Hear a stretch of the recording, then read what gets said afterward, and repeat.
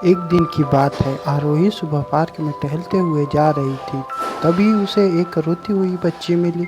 आरोही ने उससे रोने का कारण पूछा तो लड़की ने बताया कि वह जिस गुड़िया से खेल रही थी वह इसी पार्क में कहीं खो गई है। आरोही ने उस बच्ची को उसकी गुड़िया ढूंढ लेने का आश्वासन दिया, जिससे वह बच्ची चुप हो गई।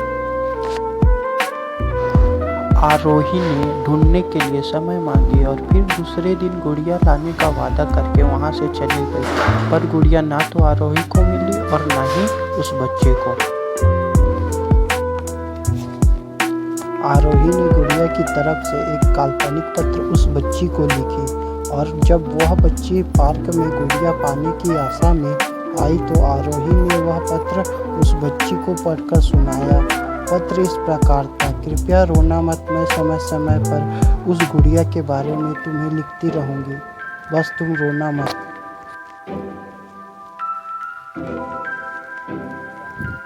अब आरोही रोज उस खोई हुई गुड़िया की तरफ से काल्पनिक पत्र लिखने लगी और लगभग रोज ही उस बच्ची को पढ़कर सुनाती, जो कि यात्रा का काल्पनिक वर्णन हुआ करता था। आरोही ने इस काल्पनिक रोचक वर्णन ने उस बच्ची को रोना नहीं दिया। वह खुशी खुशी अपनी गुड़िया की घुमकड़ी के किस्से सुनाने लगी। अब वह खुश रहने लगी।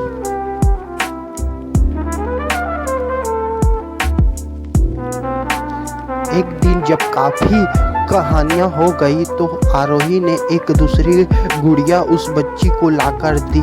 जाहिर है वह गुड़िया बदली हुई थी। उस बच्ची को अपने खोई हुई पुरानी गुड़िया जैसे नहीं लगी तो वह आरोही की ओर देखने लगी। आरोही अनजान बनते हुए गुड़िया में चिपकी एक चिट को निकाल कर पढ़ने लगी। उसमें लिखा हुआ था, यह मैं हूँ, तुम्हारी वाली गुड़िया जो पार्क में खो गई थी।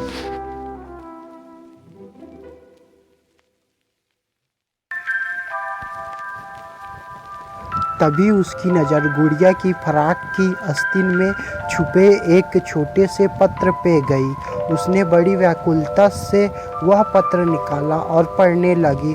पत्र पे संक्षेप में यह लिखा हुआ था, हर वह चीज़ जिससे तुम प्यार करती हो कभी न कभी तुमसे खो जाएगी और जो तुम्हारे पास होगी वही तुम्हारे लिए सच्चे रूप में बनी होगी। रूप भले ही भिन्न होगा पर प्यार एकदम खालिस होगा।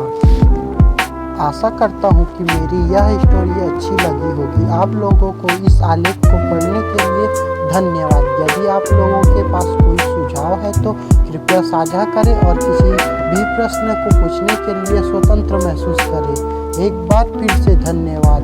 अगली